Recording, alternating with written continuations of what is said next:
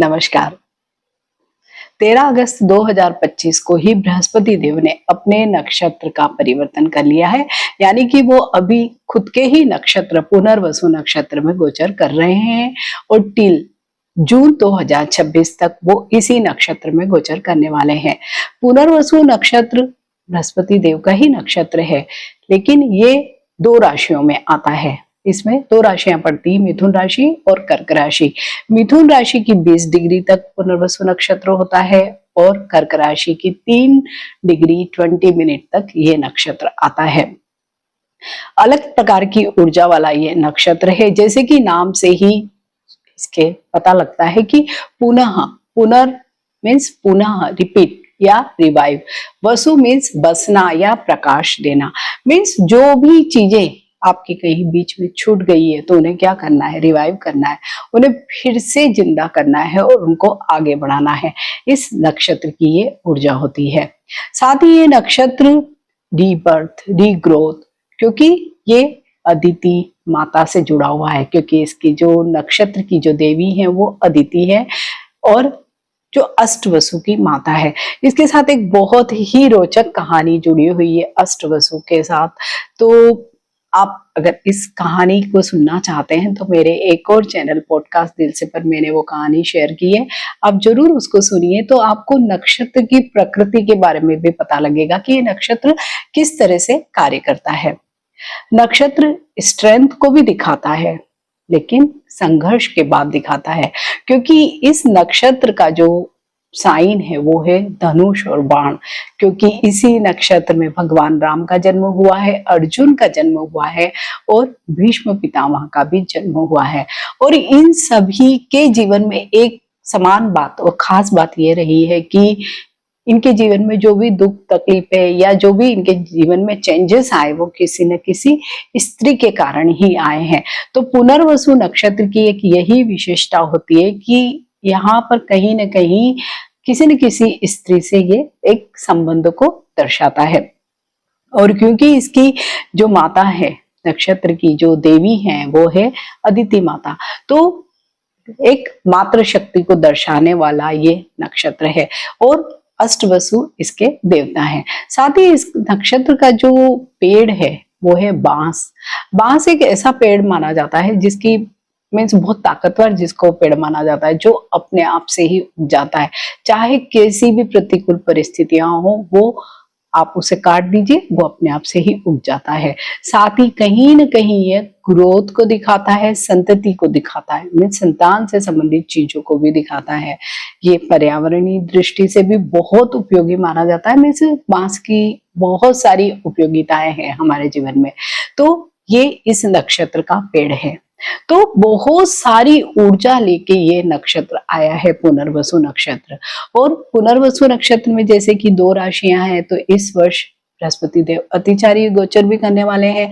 तो अक्टूबर नवंबर दिसंबर का एक जो समय होगा जब वो आगे बढ़ के अपने ही नक्षत्र में रहेंगे, लेकिन मिथुन से कर्क राशि में चले जाएंगे, तो तब भी वहां पर कुछ डिफरेंट तरीके, क्योंकि जब भी कोई ग्रह बहुत स्पीड से चलता है तब भी वो अलग तरीके के रिजल्ट देता है। प्लस क्योंकि नक्षत्र की ऊर्जा भी ऐसी ही है कि आपको पुरानी चीजों को रिवाइव करना है, जल्दी जल्दी आगे बढ़ना आपको।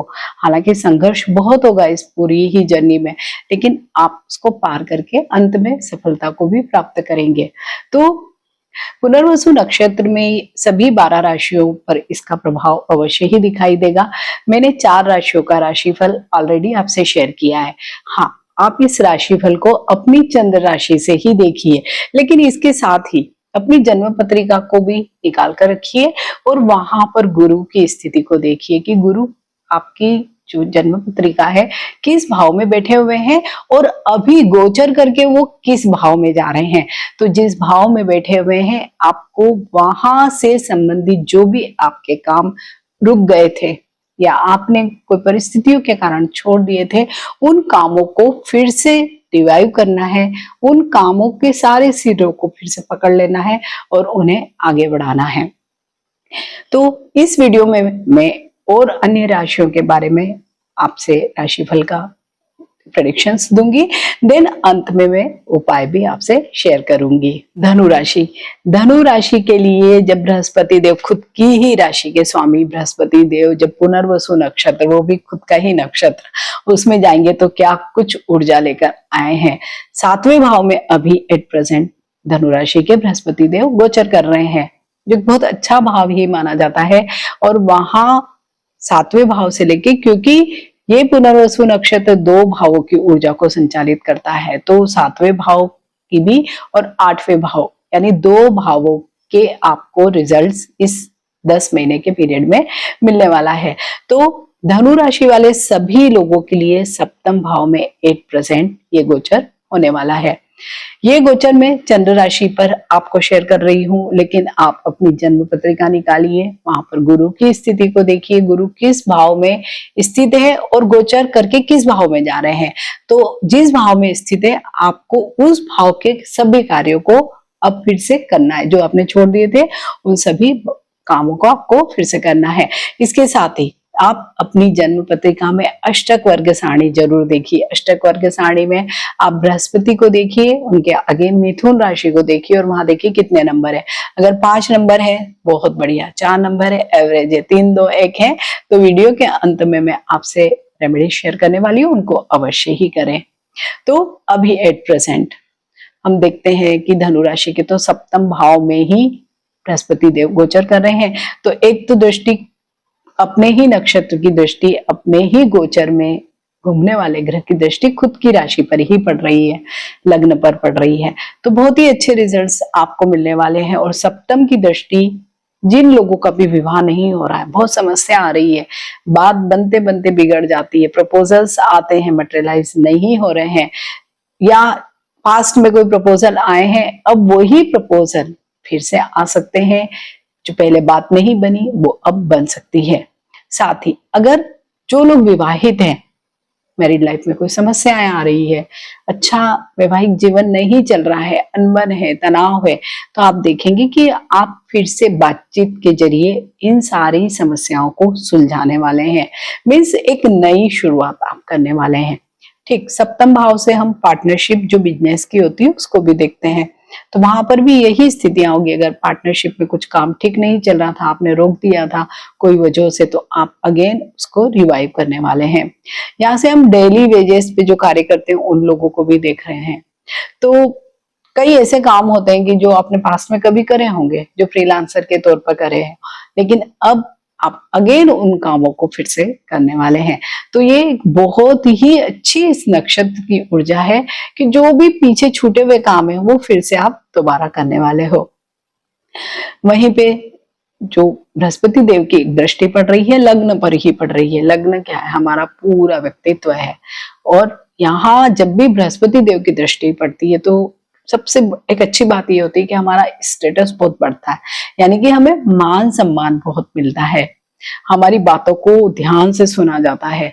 जो पास्ट में कहीं इग्नोरेंस मिल रही थी या थोड़ा इंसल्टिंग फील कर रहे थे, तो वहां आप देखेंगे अचानक ही लोग आपको पूछने लगे हैं, या आपने कोई ऐसी कोई सामाजिक संस्था वगैरह थी जहां जिसको छोड़ दिया था कोई वजह से, आप अगेन उनको ज्वाइन करेंगे और आपको उनमें बहुत सम्मान मिलेगा। इसके साथ ही आपका कई ऐसे लोगों से कांटेक्ट बनेगा या संबंध बनेंगे जो समाज के बड़े, जिनको कहा जाता है ना कि प्रभावशाली लोग हैं, उनसे आपके संबंध बनेंगे और वो कहीं ना कहीं आपके आगे जाकर आपके जीवन के कई क्षेत्रों में आपके लिए हेल्पफुल भी साबित हो सकते हैं। वहीं पे इस नक्षत्र की जो ऊर्जा फैली हुई है वो फैली हुई है 7वें भाव में और 8वें भाव में भी। तो 8वां भाव जहां से हम आयु और मृत्यु को देखते हैं, कुछ कोर्ट कचहरी के मामलों को भी देखते हैं, फिलोसॉफिकल चीजों को देखते हैं, अकल्ट को देखते हैं, इन डेप्थ नॉलेज को देखते हैं, और साथ ही रुके हुए पैसे को भी देखते हैं। तो यहाँ पर ससुराल पक्ष को भी इसी भाव से देखा जाता है। तो क्या होगा, अगर ससुराल पक्ष से कुछ बातचीत बंद है तो अब फिर से आपके संबंध अच्छे हो सकते हैं। कोई कोर्ट कचहरी के मामले आपके बीच में रुक गए थे तो हो सकता है कि वो आपके फिर से चल पड़े, लेकिन उनके रिजल्ट्स आपके फेवर में आने के चांसेस भी होंगे। जो लोग भी किसी भी प्रकार का नॉलेज पहले कई दिनों से सोचे थे कि हाँ मैं कुछ पढ़ूंगा या कुछ कोर्स कर लूंगा, जो हो सकता है कि ज्योतिष से रिलेटेड हो, अकल्ट से रिलेटेड हो, तो वो अब आप जरूर शुरू कर सकते हैं और करेंगे, और उसमें आपको सफलता भी मिलेगी। वहीं पे बृहस्पति देव की एक जो दृष्टि पड़ रही है 11वें भाव पर पड़ रही है। 11वां भाव क्या है? इच्छाओं का भाव है, लाभ का भाव है, मित्रों का भाव है, आपके बड़े भाई बहनों का भाव है। तो इस भाव से संबंधित जो भी चीजें रुक गई थी वो सारी रिवाइव हो जाएगी। सपोज बहुत सालों से आप कई दोस्तों से नहीं मिले, जो कॉलेज के दोस्त होंगे, स्कूल के दोस्त होंगे, अब अचानक ही आप उनसे मिलोगे। वहीं पे बड़े भाई बहनों से अगर संबंध खराब है तो वो सारे संबंध भी अब अच्छे हो जाएंगे।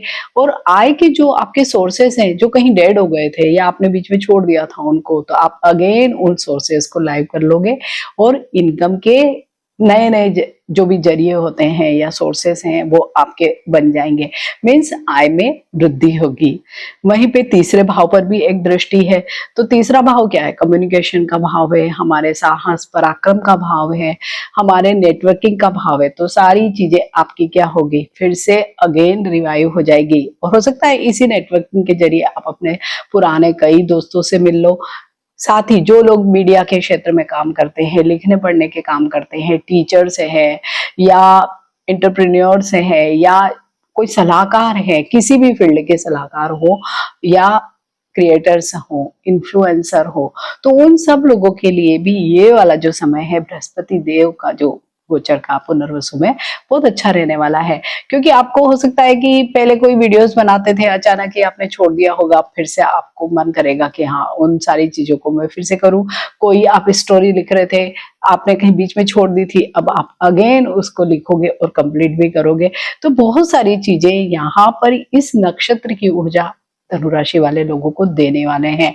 फिर भी आप अपना व्यक्तिगत चार्ट जरूर देखिए। अगर वहां पर अच्छी दशा नहीं है या बृहस्पति देव की कोई अच्छी स्थितियां नहीं है, तो आप मैं वीडियो के अंत में कुछ कॉमन उपाय शेयर करने वाली हूँ, उनको जरूर करिएगा। तो ये जो पूरे 10 महीने का गोचर है और इस नक्षत्र की जो ऊर्जा बहुत डिफरेंट टाइप की ऊर्जा है, ये उसको आप अपने जीवन में उपयोग कर पाएंगे। धनु राशि वाले सभी लोगों को मेरी तरफ से बहुत शुभकामनाएं। मकर राशि, मकर राशि वाले सभी लोगों के लिए बृहस्पति देव का पुनर्वसु नक्षत्र में गोचर क्या कुछ फल लेकर आया है। तो पुनर्वसु नक्षत्र की ये जो ऊर्जा और अभी एट प्रेजेंट बृहस्पति देव आपके छठे भाव जो रोग ऋण शत्रु का भाव है और जिसे हम इन जनरल अच्छा भाव नहीं मानते, और यहाँ पर बृहस्पति देव ठीक ठाक रिजल्ट्स देते हैं स्थित होकर, लेकिन क्योंकि दृष्टियां बहुत अच्छी जगह पर पड़ रही है इसलिए बैलेंस बन जाता है। और कुल मिलाकर अगर हम देखें, समराइज करें, तो अच्छे रिजल्ट्स मकर राशि वाले सभी लोगों को छठे भाव में बृहस्पति देव के गोचर से मिल रहे हैं। लेकिन पुनर्वसु नक्षत्र में जब गोचर करेंगे बृहस्पति देव पूरे 10 महीनों तक, तो वो छठे भाव और सातवें भाव दोनों भावों के फल देंगे। क्योंकि इस नक्षत्र की ऊर्जा दो भावों में फैली हुई है, तो आपको केवल छठे भाव की ही ऊर्जा नहीं मिलेगी, आपको सातवें भाव की भी मिलेगी। तो छठे भाव में जैसे कि रोग ऋण शत्रु का ये भाव माना जाता है, तो यहाँ पर जब बृहस्पति देव अभी गोचर कर रहे हैं तो एक अच्छी बात क्या होने वाली है, जो भी मकर राशि के लोग किसी लंबी बीमारी से पीड़ित थे, तो आप देखेंगे कि उस बीमारी का अंत हो जाएगा। मीन्स उसका निदान आपको मिल जाएगा और आप बिल्कुल स्वस्थ हो जाएंगे। ये एक बहुत अच्छी बात होगी इस पुनर्वसु नक्षत्र की ऊर्जा के कारण। क्योंकि इस नक्षत्र की ऊर्जा ऐसी है कि अगर आपका कोई बहुत लंबा कोई चीज चल रही है उसको अंत करना, नई चीज को रिवाइव कर देना, या कोई पीछे छूटी हुई चीज है उसको फिर से पकड़ के आगे लेके जाना, इस तरह से इसकी ऊर्जा देखी जाती है। साथ ही अगर कोई बड़ा लंबा लोन आपका चल रहा था, बहुत सालों से परेशान थे, तो अब रीपेमेंट करने के आपको ऑप्शंस मिल जाएंगे। कहीं से कुछ स्थितियां ऐसी बनेगी कि आप शायद रीपेमेंट कर दें, तो ये एक बहुत अच्छी ऊर्जा है। साथ ही क्योंकि सातवें भाव की ऊर्जा भी आपको मिलने वाली है, तो सातवां भाव शादी का भाव है, स्पाउस का भाव है, पार्टनरशिप का भाव है। तो जो भी मकर राशि वाले लोग अभी तक शादी नहीं कर पा रहे थे, तो उनकी शादी के बहुत योग बनेंगे। हो सकता है पहले आपकी किसी से बात चल रही हो, आपने बीच में कुछ वजहों से बात आगे नहीं बन पाई हो, तो अब ऐसी परिस्थितियां आ गई है कि आपकी बात आगे बढ़ेगी। या आपकी कोई लव रिलेशनशिप थी, नहीं कुछ चीजें मटेरियलाइज हो रही थी, तो अब आगे बढ़ सकती है। साथ ही जो लोग विवाहित हैं, उनके मैरिड लाइफ में कुछ समस्याएं चल रही थी तो उन समस्याओं का अंत होगा। ठीक ऐसे ही अगर पार्टनरशिप में कोई भी काम कर रहे थे तो वहां पर भी हर समस्या का अंत होगा और एक नई शुरुआत होगी। यहाँ से हम डेली वेजेस को भी देखते हैं तो जो लोग भी ऐसे काम करते हैं, मीन्स जो फ्रीलांसिंग का काम करते हैं, तो उन लोगों को भी नई अपॉर्चुनिटीज मिलेगी, या जैसे पास्ट में करते थे बीच में छोड़ दिया, अब अगेन वो सारे काम फिर से करने लगेंगे। तो क्योंकि दो भावों की ऊर्जा मिलने के कारण आपको कुल मिलाकर रिजल्ट्स बहुत अच्छे मिलने वाले हैं। तो मकर राशि वाले सभी लोगों को केवल ये जो मैं राशिफल बता रही हूँ ये चंद्र राशि पर आधारित है, लेकिन आपको अपनी व्यक्तिगत जन्म पत्रिका निकालनी है। वहां पर गुरु की स्थिति को देखना है कि वो किस भाव में बैठे हुए हैं और अभी गोचर में किस भाव में जा रहे हैं। तो जिस भाव में बैठे हैं आपको उस भाव के सभी कार्यों को करना है। साथ ही आप अपनी पत्रिका में अष्टक वर्ग सारणी भी देखिए। अष्टक वर्ग सारणी में आप देखिए बृहस्पति के आगे मिथुन राशि और वहां पर कितने नंबर है। अगर 5 नंबर है तो बहुत अच्छा, अगर 4 नंबर है तो थोड़ा एवरेज, 3 2 1 है। तो वीडियो के अंत में मैं जो आपसे उपाय शेयर करने वाली हूँ, उपाय बहुत ही अनयूजुअल होंगे, आप उन उपायों को अवश्य ही करिएगा। तो यहाँ पर हम जब बृहस्पति देव की इस पुनर्वसु नक्षत्र में गोचर की स्थितियों की बात कर रहे हैं तो बृहस्पति देव के जो भी दृष्टियां हैं उनकी बात भी अवश्य होगी, क्योंकि दृष्टियों में ही तो अमृत है। तो उनकी एक जो डायरेक्ट सप्तम दृष्टि पड़ रही है वो पड़ रही है 12वें भाव पे। 12वां भाव क्या है? व्यय का भाव, विदेश का भाव, लेकिन मोक्ष का भी भाव है। तो अभी जो व्यय होगा वो हॉस्पिटलाइजेशन या अननेसेसरी ट्रेवल या उसमें नहीं होगा, क्योंकि इस नक्षत्र की ऊर्जा कंस्ट्रक्टिव है, डिस्ट्रक्टिव नहीं है। तो क्या होगा, आप कोई एनजीओ में दान करेंगे, कोई धार्मिक कार्यों में आप दान दे सकते हैं, कोई सामाजिक कार्यों में आप खर्च कर सकते हैं। मीन्स खर्च तो होगा लेकिन अच्छे कार्यों में, सद कार्यों में आपका खर्च होगा।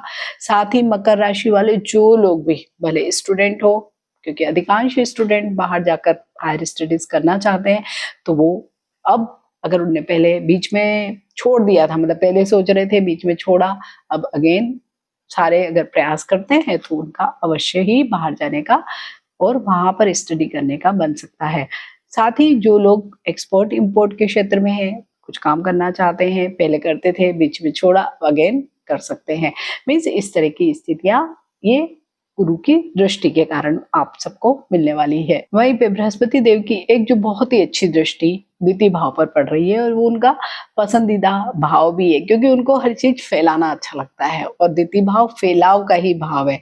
जैसे कुटुंब, बहुत बड़ा कुटुंब फैला हुआ, धन असेट्स के रूप में, और वाणी। तो यहाँ पर क्या होगा, जब बृहस्पति देव की यहाँ पर एक दृष्टि पड़ रही है इस नक्षत्र के दौरान, तो आप देखेंगे कि धन में वृद्धि होगी, नए नए असेट्स बनेंगे आपके।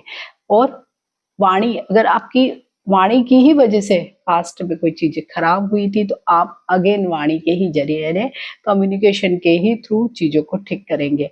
साथ ही जैसे कि शादी होने के या विवाह होने के बहुत ज्यादा योग बन रहे हैं, तो जो लोग भी विवाह करना चाहते हैं तो अवश्य ही इस पूरे समय में प्रयास करें, तो उनके विवाह के बहुत अच्छे योग बने हैं, क्योंकि ये परिवार का भाव है, कुटुंब का भाव है। तो ये वृद्धि करने वाला एक संकेत बृहस्पति देव यहाँ पर दे रहे हैं। जो लोग भी बच्चे के जन्म के लिए भी आशान्वित है तो उनको भी बहुत अच्छी खबर मिल सकती है। मीन्स बृहस्पति देव की जो दृष्टि है बहुत ही अच्छे रिजल्ट्स आपको दे सकती है। वहीं पे एक दृष्टि पड़ रही है दशम भाव यानी कार्य भाव पर भी दृष्टि पड़ रही है, जो एक अच्छी दृष्टि मानी जाएगी। मीन्स जैसे आप कोई बिजनेस में है, कोई बिजनेस आपने बीच में ही छोड़ दिया, उसमें कुछ नुकसान हुआ या कोई अन्य परिस्थितियों की वजह से, तो आप अगेन उस बिजनेस को रीस्टार्ट करने वाले हैं। जॉब में भी सेम यही स्थितियां रहने वाली है। आपसे कोई अगर प्रोजेक्ट ले लिया था या कोई रिस्पॉन्सिबिलिटी कम कर दी थी तो आपको अगेन वो दी जा सकती है। मीन्स यहाँ पर भी कुछ न कुछ बढ़त मिलने वाली है, और विशेषकर अगर आप कोई प्रमोशन या इस तरह की कोई चीज एक्सपेक्ट कर रहे थे तो वो अब आपको मिल सकती है। मीन्स बृहस्पति देव की इस नक्षत्र की ऊर्जा पॉजिटिव रहने वाली है, तो आपको प्रयास जरूर करने पड़ेंगे, लेकिन अंत में उनका फल भी आप सभी लोगों को अच्छा मिलने वाला है। तो मकर राशि वाले सभी लोगों के लिए जो बृहस्पति देव का जो गोचर है इस नक्षत्र पुनर्वसु नक्षत्र में सचमुच कई चीजें रिवाइव करने वाला ही समय ये रहने वाला है। तो आप अपनी जन्म पत्रिका तो देख ही लीजिए, उसमें अगर अच्छी स्थितियां नहीं है तो मैं वीडियो के अंत में आपको कुछ कॉमन उपाय बताने वाली हूँ, उनको अवश्य करिए। वो उपाय बहुत ही डिफरेंट हैं, तो उनको अगर आप करेंगे तो सचमुच ही आपको ओवरऑल कुछ न कुछ बेनिफिट अवश्य ही होगा। तो मकर राशि वाले सभी लोगों को मेरी तरफ से बहुत शुभकामनाएं। कुंभ राशि वाले सभी लोगों को बृहस्पति देव के पुनर्वसु नक्षत्र में गोचर के दौरान क्या कुछ मिलने वाला है, क्या कुछ फल मिलने वाले हैं, ये वीडियो चंद्र राशि पर आधारित है।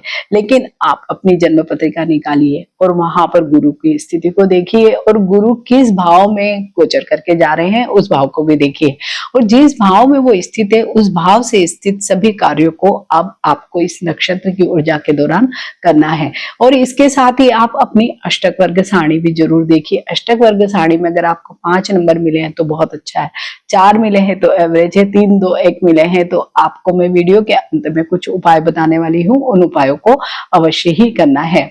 जैसे कि कुंभ राशि के अभी इस बृहस्पति देव के गोचर को देखें तो वो पंचम से गोचर कर रहे हैं, लेकिन इस पुनर्वसु नक्षत्र की ऊर्जा 2 भावों में फैली हुई रहेगी।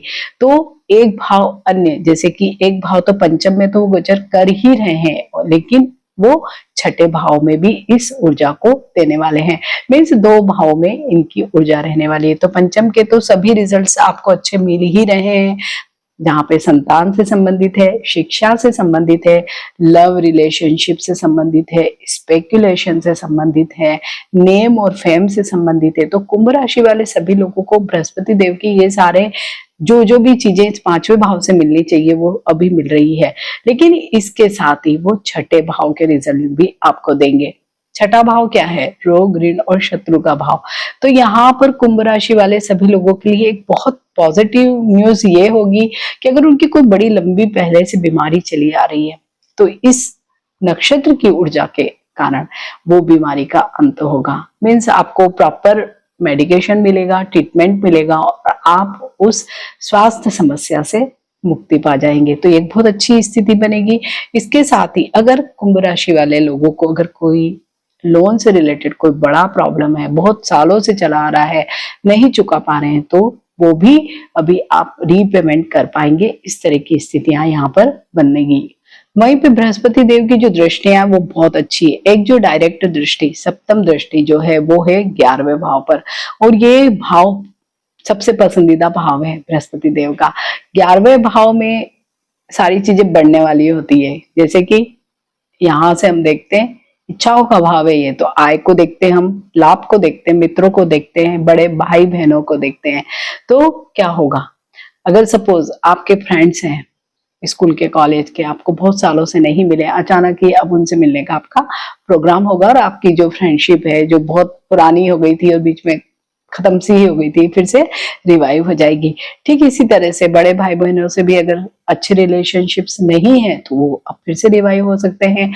और सबसे बड़ी बात, आपके जो इनकम के सोर्सेस हैं जो कुछ बंद हो गए थे या मल्टीपल नहीं थे, तो अब आप देखेंगे कि वो सारे फिर से ओपन हो जाएंगे।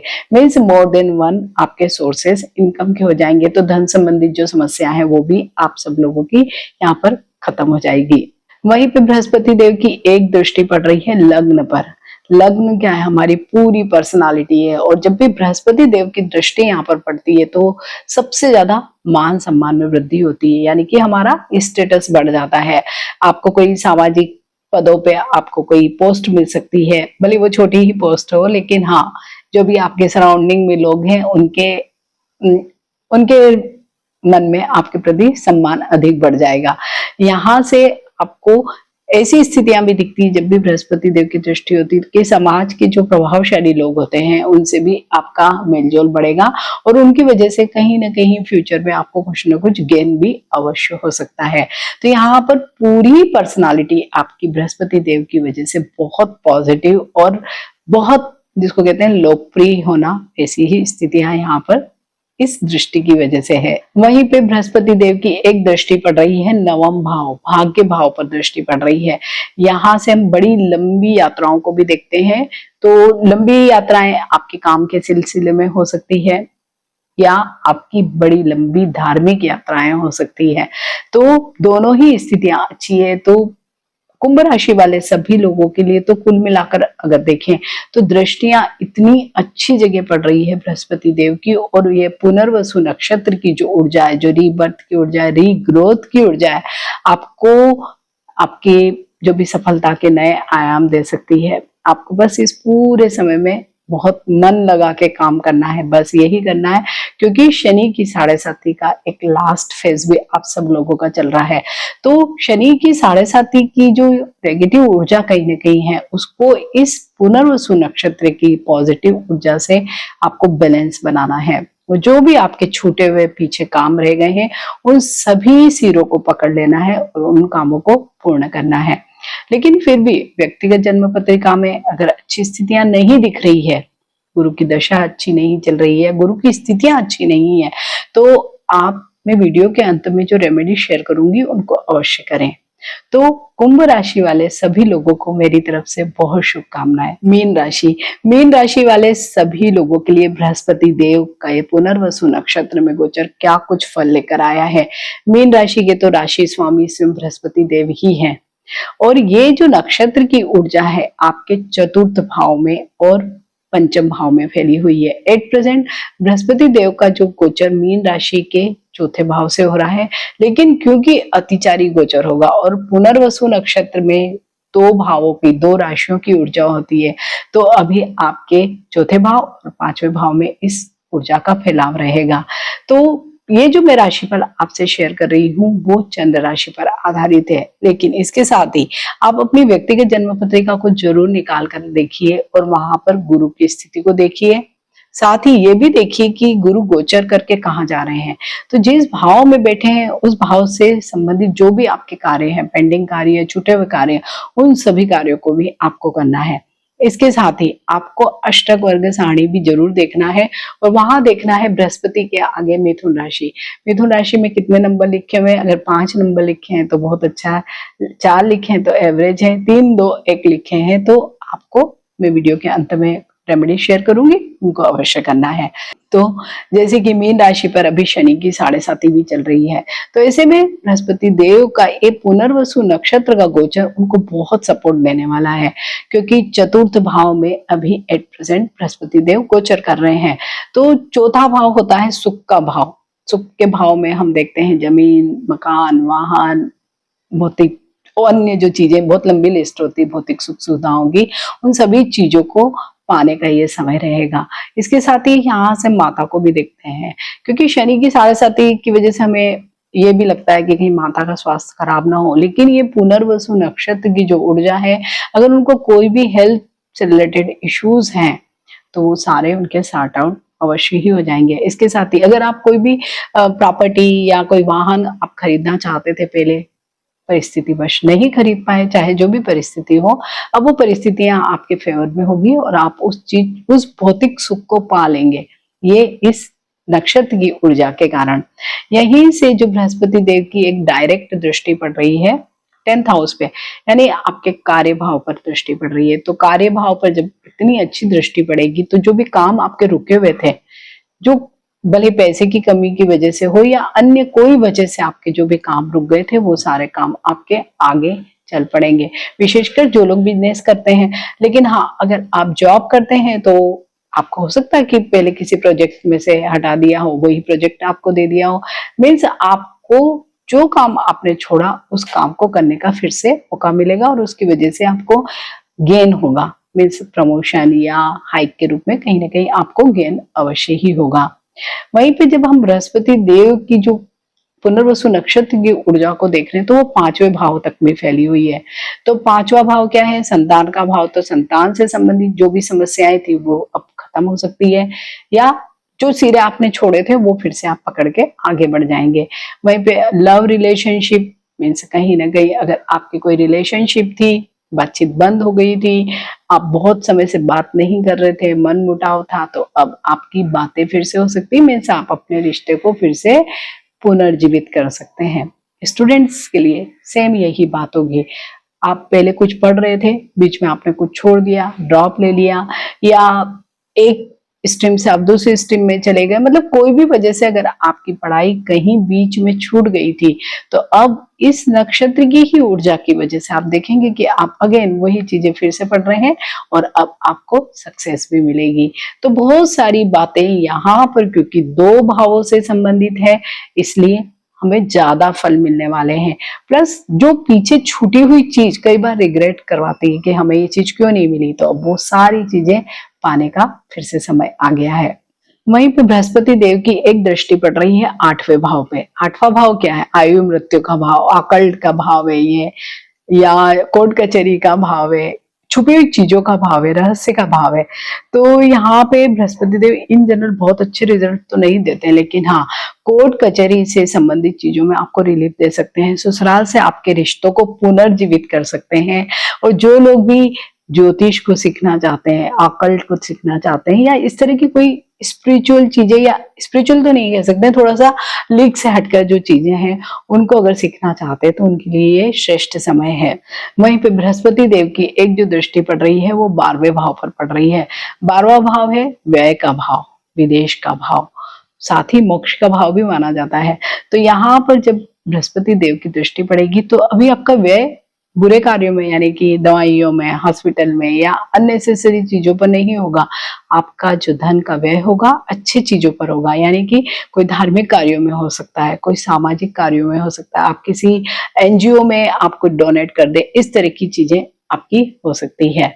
मीन्स कुल मिलाकर अगर हम देखें तो मीन राशि वाले सभी लोगों के लिए भले ही शनि की 7.5 आपकी चल रही है, लेकिन बृहस्पति देव की ये पुनर्वसु नक्षत्र की जो ऊर्जा है आपको सचमुच रिलीफ देगी। अगर फिर भी आपकी व्यक्तिगत जन्म पत्रिका में कोई समस्या है तो आप जो अब मैं आपको रेमेडी सजेस्ट करूंगी उनको आप अवश्य करें। तो मीन राशि वाले सभी लोगों को मेरी तरफ से बहुत शुभकामनाएं। अब बात करेंगे उपायों की, जो कॉमन उपाय होंगे और सभी राशियों पर एक जैसे ही होंगे। बृहस्पति देव की पुनर्वसु नक्षत्र की जब हम बात करते हैं तो जैसे कि मैंने स्टार्टिंग में बताया था, इस नक्षत्र का जो एक पेड़ है वो है बांस। बांस में एक अलग तरह की ऊर्जा होती है। मीन्स कोई भी परिस्थिति, कोई भी प्रतिकूल परिस्थिति हो, वो सरवाइव कर जाता है।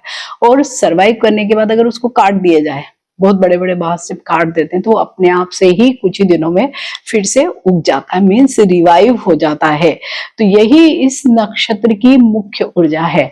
तो हम यहाँ जो उपाय करेंगे वो बांस का ही उपाय होगा, क्योंकि जैसे मैंने शायद हर वीडियो में ही कहा है कि आपको अष्टक वर्ग सारणी अपनी जरूर देखनी चाहिए। और वहां पर आप बृहस्पति के आगे मिथुन राशि देखें और मिथुन राशि के आगे अगर 5 नंबर लिखे तो बहुत अच्छा है। उसमें आप उपाय करें ना करें आपकी मर्जी है, क्योंकि आपको अच्छे ही रिजल्ट्स मिलेंगे।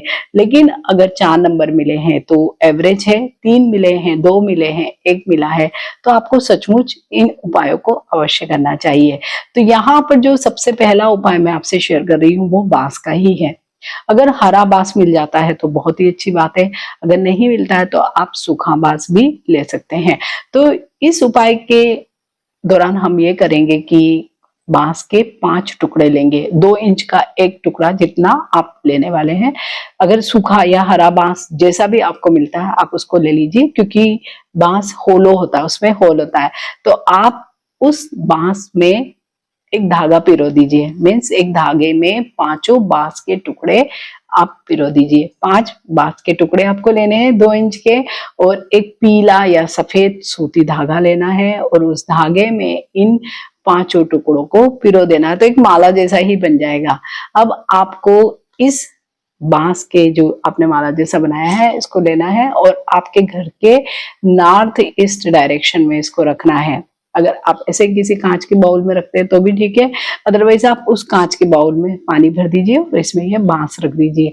आप देखेंगे कि पूरे घर की जो नेगेटिव एनर्जी है वो पॉजिटिव एनर्जी में कन्वर्ट हो जाएगी। इतनी ऊर्जा ये बांस के 5 टुकड़े आपको देंगे।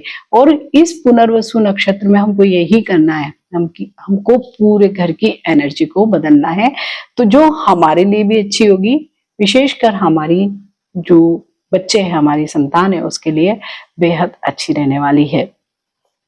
दूसरा एक उपाय होता है रुद्राक्ष का। तो रुद्राक्ष का भी आप इसमें पंचमुखी रुद्राक्ष लें जो बहुत इजीली अवेलेबल होते हैं, आपको वही लेना है। इसमें एक ही आपको रुद्राक्ष लेना है। आप उस रुद्राक्ष को सेम यही कि नॉर्थ ईस्ट डायरेक्शन में एक पानी का बाउल लीजिए और उसमें डिप करके रख दीजिए और हर दूसरे या तीसरे दिन उस पानी को थ्रो कर दीजिए, फेंक दीजिए और दूसरे पानी में फिर से अगेन उसको रख दीजिए। तो भी आपके घर का जो वास्तु जिससे पॉजिटिव वाइब्रेशंस निकलेंगे तो केवल आप पर ही नहीं, आपकी पूरी फैमिली, पूरे घर पर उसका प्रभाव होगा। इसके बाद तीसरा एक बहुत ही महत्वपूर्ण उपाय है, वो है विष्णु सहस्त्र नाम का।